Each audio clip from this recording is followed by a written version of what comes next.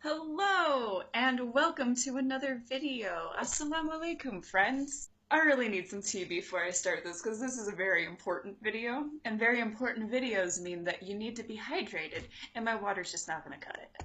Excellent, we can start.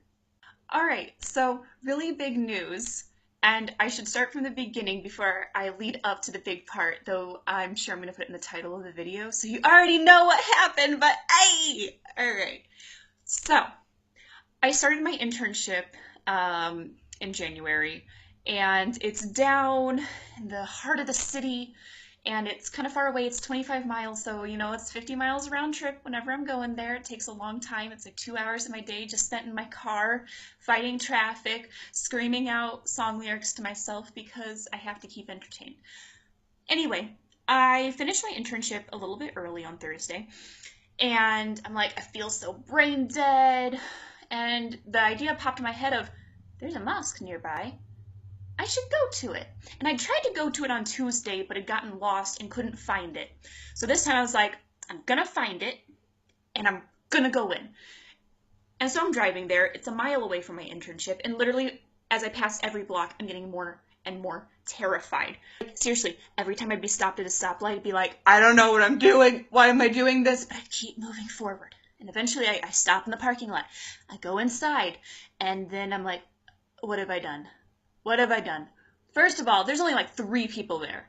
And I'm lost. I try to go to the area that says it's for ladies, but the lights are off, so I have no idea what I'm doing. And finally, a guy just kind of stops me, and he's like, sister, are you lost? Are you looking for something? And I'm like, I've never been here before. I don't know what I'm doing.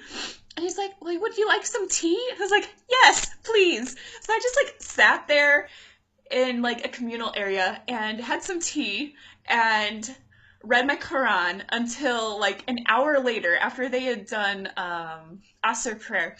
And this boy comes up to me, he's like, the imam's gonna come and see you. And I'm just like, okay, thank you. And I'm like, just sitting there really nervous, just kind of like, all right. And then finally, one of the men who works there, who's not actually the imam, takes me up to like their offices and introduces me to the imam.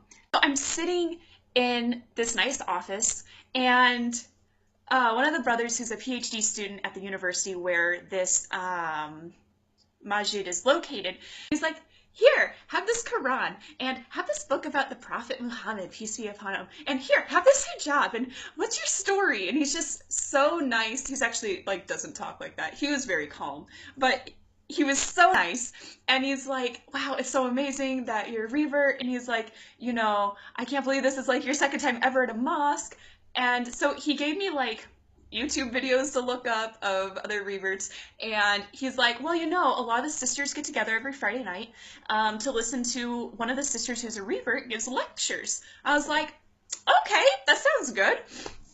So he gave me the information on it, and I just kind of decided right from there, I'm like, I'm gonna make it. I'm gonna go. I'm gonna go there on Friday. So I did. So I get off from work, I have time to eat lunch with my parents, and then I truck on down, and I'm really nervous, and I get inside of the mosque, and like there's these 2 little girls who are like 4 and 6 who I go up to, and I'm like, I've never been here before. I'm like, do you know where Sister Yasmin speaking? And the little girls are so cute. They're just like, I think it's gonna be in there. And one of the girls goes, this is only your second time here. She goes, this is mine. She looks at her hand, she just goes, I've been here a lot. I'm like, you're very lucky. And so I go in, and there's a bunch of other sisters sitting around talking before the lecture starts. And I just kind of sit there and listen, and then finally one of them asks, they're like, so, hi, salam, who are you? I'm like, I'm Misty. I'm like, this is only my second time here, but I'm here to listen to Sister Yasmin. And they're like, oh, that's cool, welcome. And anyway, Sister Yasmin comes in, and she's like, have we met before? I'm like, no, I'm new. I'm a recent revert.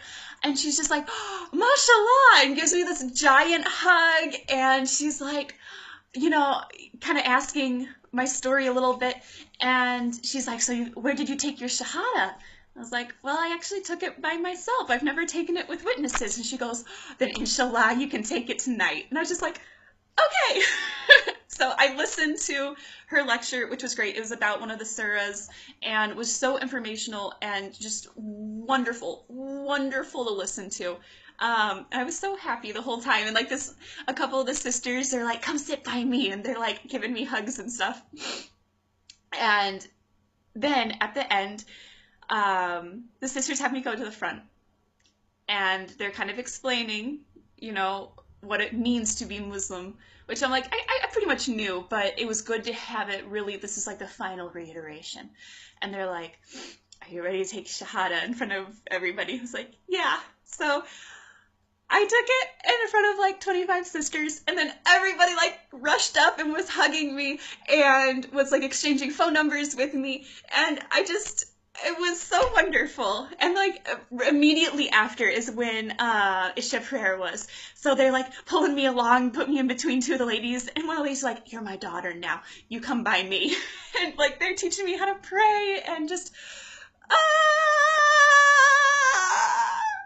oh my gosh, it was just so wonderful, and I felt so loved. And just mashallah, I can't express enough how welcomed I felt and how happy I was that I went.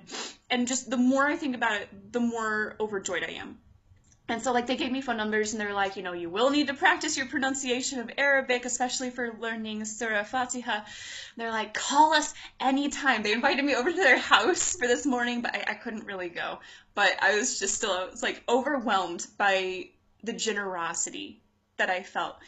And so, I'm just, it just blows my mind, everything about it.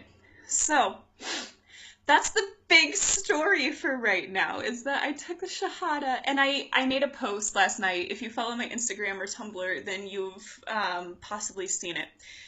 And I was just talking about the story, and I'm just, so thankful. And I remember just the whole drive home, I'm just listening to NPR and just keep being like, Alhamdulillah, I can't believe that this has happened. And I'm just very grateful right now. I really am. So, inshallah, I'm planning on going back next Friday night because it was like a Bible study, but a Quran study. I don't know what the proper word for it is. I'm an obvious reader, aren't I? But it was just so wonderful listening to everything and everything being put into perspective. And it was just so funny, too, that at the end of the Isha prayer, the Imam was speaking over the intercom, and he mentioned like a hadith about a man who takes the Shahada. And all the sisters are like, isn't it funny that he mentions a story at the end of this about someone taking the Shahada right after you took yours. Like, he didn't even know about it. And it just warms my heart. And so I'm very thankful. And I came home and just felt really at peace, and took full shower, which you're supposed to do after your Shahada, and I cannot remember the word for it. It's like ghul or something like that. And just hung out with my roommate for a while and felt really happy. Woke up early this morning for my prayers because Elmer woke me up an hour beforehand. Seriously, Elmer stole a ponytail and started playing with it this morning, and then he had a pom-pom that he was playing with, and so I was up at 4 in the morning and didn't have to do Fajr until 5:43. So, and then I was up further until 6:30. So, this past night, man, let me tell you. Being a cat is like having a Fajr alarm clock, which I'm very thankful. I'm thankful every day for Elmer because I love him and he's my baby, and he does wake me up very effectively for Fajr, but man, can he be annoying in the middle of the night. And he comes up and he's like, I love you, Mommy, let's play. You're like, no, it's 3 in the morning. Oh, let me sleep. Dear goodness, cat. Anyway, so you're probably noticing, I'm wearing hijab. Yes. I am going to try to wear it more. Probably not going to wear it to work, though. Reason being, nobody there knows I'm Muslim, and I'm supposed to run Bible studies and mass. So that's a little difficult. But I am going to start to wear it more, inshallah. Going out and meeting up with friends. And I don't know, I want to slowly start wearing it more. I have no goals. I find it best in life to not really have certain, rock-solid goals. because it just doesn't work for me. And I recognize that I'm just not the type of person who can have like a steadfast goal and stick with it. It's just easier for me to make slow lifestyle changes and then they stick. Like when I became a vegetarian or started just dressing a little bit more modestly, which, mashallah to my mother's best friend, Barbie, who bought me this awesome sweater. It was so sweet. I met up with my mom and stepdad and their friend Barbie yesterday for lunch. And Barbie's like, I have a present for you. And I was just like, why? And she goes, because you deserve it. And it's just so beautiful and I love it. It's awesome and it's really flowy and really big and really long. And I'm like, she doesn't even know that she bought me a super hijab friendly article of clothing. But it was just really sweet because she told my mom, she's like, can we just trade daughters? She goes, I want Missy. I was just like, I don't know. And like my mother said something a couple of weeks ago where she's like, I'm just so proud of you. You were such a wonderful daughter. And I was like, this is such a change from the fact that my mother and I have not really gotten along at all over the past like 6 or 7 years. So I found that as I've become Muslim, I've become much more forgiving of my parents and much nicer to my parents. And I'm very happy that that has happened because I realized that, you know, not getting along with my parents is not completely my parents' fault. It's definitely also my fault. It's an exchange. It's 50-50. And changing me is probably going to help massively because it's easier for me to change than it is for my parents who are much older. Or at least that's the way I see it. So anyway, thank you so much for watching. This has been a whirlwind of a video and a whirlwind of a week. And I can't believe all that has happened, but I am so thankful for everything. And I just, thank you to all of you who have been watching these videos and have been supporting me and have told me to go to a mosque because I'm really glad I listened to you guys and finally did. And, I'm so thankful for all of you and for my friends who have been so supportive. And just, mashallah to all of you guys. I love you so much.